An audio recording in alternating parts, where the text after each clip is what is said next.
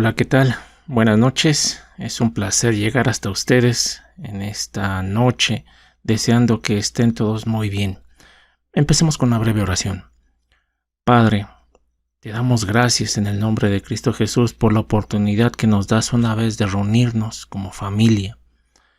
Somos tu pueblo, somos tu casa y deseamos que tu palabra se manifieste en medio de nosotros y que cumplamos tu voluntad. Y que a través de todo esto tú recibas toda gloria. Te lo pedimos en el nombre de Cristo Jesús. Amén. Muy bien.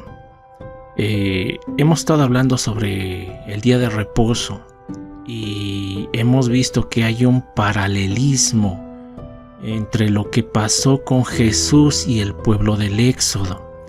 ¿En qué concretamente? Bueno, ambos ingresaron al desierto. Ahí fueron probados. Sin embargo, por un lado, Jesús vemos cómo va avanzando, pero el pueblo terminó vagando en el desierto durante 40 años. Jesús, por otro lado, salió victorioso de esa prueba, de esa tentación, y lo que inmediatamente hizo después fue empezar su ministerio. ¿Y cómo comienza Jesús su ministerio? De acuerdo a lo que dice Lucas 4, 15, 16, dice, y enseñaba en las sinagogas de ellos y era glorificado por todos.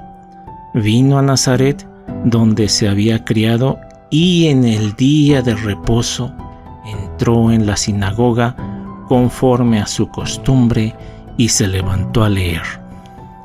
Ahora, no es casualidad, y de hecho está aquí como testimonio en la palabra de Dios, cómo Jesús empieza su ministerio. Empieza cuando el pueblo se reúne. ¿Y en qué momento se reúne? En el día de reposo, cuando el pueblo se acerca para escuchar la ley en aquel entonces. De este modo podemos concluir primero que Jesús efectivamente cumplía con la instrucción que venía en la ley de Moisés, de santificar el sábado. Y por otro lado, veremos que todas las discusiones y debates que tuvo con los fariseos y con los maestros de la ley de su época tenían que ver no con lo que decía la ley, la instrucción, sino con los agregados que habían hecho los fariseos y maestros de la ley a la misma ley que ya había dado por Dios. Con todo esto, veremos cómo Dios quiere que retomemos esta ordenanza, esta instrucción, pero en su verdadera esencia. Y veremos cómo podemos hacerlo a través de la persona de su Hijo, a través de Jesús. Antes de empezar, hay que aclarar ciertos puntos. Hay un movimiento de algunos hermanos mesiánicos que han sido muy criticados por observar la ley de Moisés. Bueno, para nosotros lo que es el Antiguo Testamento, y creen en Cristo Jesús. A ellos se les ha señalado de judaizantes incluso en nuestros días, y no hay que confundirnos. Lo que estamos hablando aquí es, no estamos tratando de judaizar a la iglesia, ni siquiera es para que asimilemos por completo el pensamiento hebreo, que sí es una buena herramienta para entender y que nos llegue la luz a nuestras vidas sobre qué es lo que Dios estaba dando a entender en su palabra. Lo que buscamos y pretendemos es entender, asimilar lo que está escrito, la esencia, porque todo esto está escrito con un propósito. Debemos tener bien claro que toda instrucción que está en la Biblia tiene un propósito específico y poco a poco se va develando. Recordemos lo que dice 1 Corintios 13:9. Porque en parte conocemos y en parte profetizamos, mas cuando venga lo perfecto, entonces lo que es en parte se acabará. Cuando yo era niño, hablaba como niño, pensaba como niño, juzgaba como niño, mas cuando ya fui hombre, dejé lo que era de niño. Ahora vemos por espejo oscuramente, mas entonces veremos cara a cara. Ahora conozco en parte, pero entonces conoceré como fui conocido. Vemos cómo la palabra aquí nos está invitando a seguir investigando, a seguir indagando. Surgirán muchas preguntas y la misma palabra de Dios nos ayudará a resolverlas, pues ésta se interpreta a sí misma. Empecemos, acompáñame rápido a Éxodo 31, versículo 12. Habló además el Señor a Moisés diciendo: Tú hablarás a los hijos de Israel diciendo: En verdad vosotros guardaréis mis días de reposo, porque es señal entre mí y vosotros por vuestras generaciones, para que sepáis que yo soy el Señor que os santifica. Mira, aquí vemos claramente cómo esta instrucción es muy especial porque es uno de los pocos mandamientos que tiene explicación. Aquí el Señor mismo nos está diciendo: porque es señal entre mí y ustedes, entre nosotros, por vuestras generaciones, para que sepáis que yo soy el Señor quien los santifica. Recordemos lo que Dios declaró en Éxodo 19:5. Ahora pues, si diereis oído a mi voz y guardareis mi pacto, vosotros seréis mi especial tesoro sobre todos los pueblos, porque mía es toda la tierra y vosotros me seréis un reino de sacerdotes y gente santa. Si sumamos ambas citas, vamos a ver que el día de reposo efectivamente nos va a identificar como el verdadero pueblo de Dios. Ahora, el guardar o santificar el día de reposo no es cualquier cosa. El apartar este día implica que lo hacemos en obediencia al Señor. Y la obediencia implica amor. Esto está en 1 Corintios 13:13. Lo acabamos de leer, ya no les leí el 13, pero el 13 culmina: y ahora permanecen la fe, la esperanza y el amor, pero el mayor de estos es el amor. Ahora, ¿por qué digo que la obediencia y el amor se relacionan? Muy simple. Juan 3:16. ¿Por qué Dios envió a su Hijo al mundo? Por amor. ¿Por qué Jesús murió por el mundo? Por obediencia. ¿A quién? Al Padre. Hebreos 5:8. Ahí en la misma palabra nos da testimonio de que obediencia y amor van ligados, y con el Señor nuestro Dios es indispensable. Ahora, ¿cómo celebraba Jesús el sábado o el día de reposo? Hay que tomar en cuenta que en aquella época era parte de su cultura, era parte del día a día y contaban los días. Sin embargo, también se nos muestra que los maestros de la ley y los fariseos habían agregado o habían distorsionado la esencia. Mateo 23, versículos del 1 al 4 dirá: Entonces habló Jesús a la gente y a sus discípulos diciendo: En la cátedra de Moisés se sientan los escribas y los fariseos. Así que todo lo que os digan que guardéis, guardadlo y hacedlo, mas no hagáis conforme a sus obras, porque dicen y no hacen, porque atan cargas pesadas y difíciles de llevar, y las ponen sobre los hombros de los hombres, pero ellos ni con un dedo quieren moverlas. ¿Qué es lo que nos está diciendo? Bueno, primero, cuando Jesús se refiere a la cátedra de Moisés, está aludiendo a que cuando los maestros de la ley lean lo que es la ley, lean lo que está escrito en la Biblia, escuchen y eso hagan. Más lo demás, los agregados, lo que está fuera de la ley, eso no, porque son cargas impuestas por los hombres. No debemos entonces seguir sus obras porque dicen y no hacen.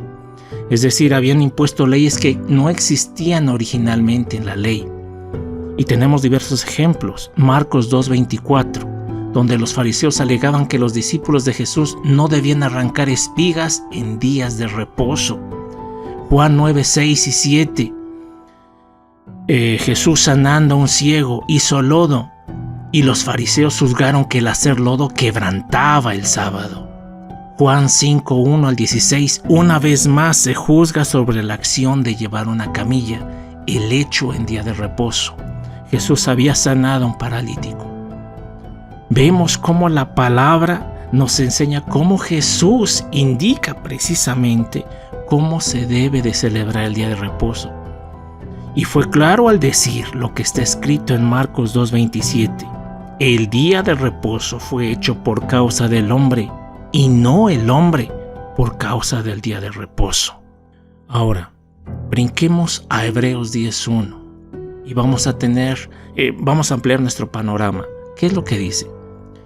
Porque la ley, teniendo la sombra de los bienes venideros, no la imagen misma de las cosas, nunca puede, por los mismos sacrificios que se ofrecen continuamente cada año, hacer perfectos a los que se acercan. Me centraré en la primera parte, porque la ley teniendo la sombra de bienes venideros. Ahora, si estaba escrito desde el inicio, desde Génesis, sobre el día de reposo, y si sumamos lo que dice Hebreos 10:1, es sombra de algo superior. Vemos que efectivamente ya Dios nos había revelado parte del propósito, pero esto va más allá. El Espíritu Santo nos está guiando a entender nuevamente, a redescubrir lo que está escondido acerca de este tiempo especial, que incluso está prescrito también en Levítico 23. Hebreos 3:7 dirá: por lo cual, como dice el Espíritu Santo, si oyereis hoy su voz, no endurezcáis vuestros corazones, como en la provocación, en el día de la tentación en el desierto, donde me tentaron vuestros padres, me probaron y vieron mis obras 40 años, a causa de lo cual me disgusté contra esa generación, y dije: siempre andan vagando en su corazón y no han conocido mis caminos. Por tanto, juré en mi ira, no entrarán en mi reposo. ¿Qué es lo que podemos ver aquí?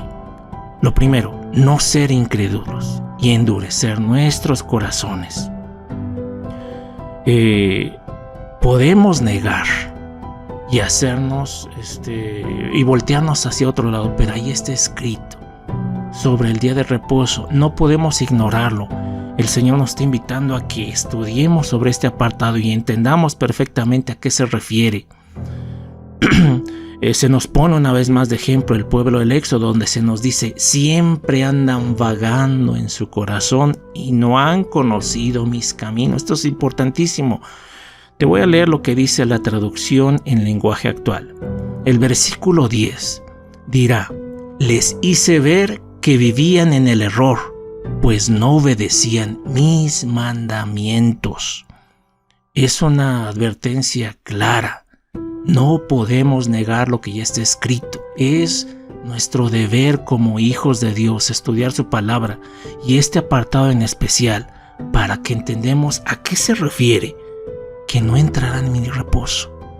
Pablo nos ampliará más este tema en el capítulo 4, pero no nos adelantemos. Debemos pues tener cuidado dónde está nuestro corazón para no caer en el mismo error del pueblo del Éxodo. Hebreos 4:11. Procuremos pues entrar en aquel reposo para que ninguno caiga en semejante ejemplo de desobediencia. Muy bien. Lo que Dios busca es que redescubramos el verdadero sentido del día de reposo desde una perspectiva enteramente bíblica. ¿Cómo podemos hacer esto en obediencia y por amor a nuestro Padre? ¿Cómo empieza Dios a hacer sobre nuestras vidas?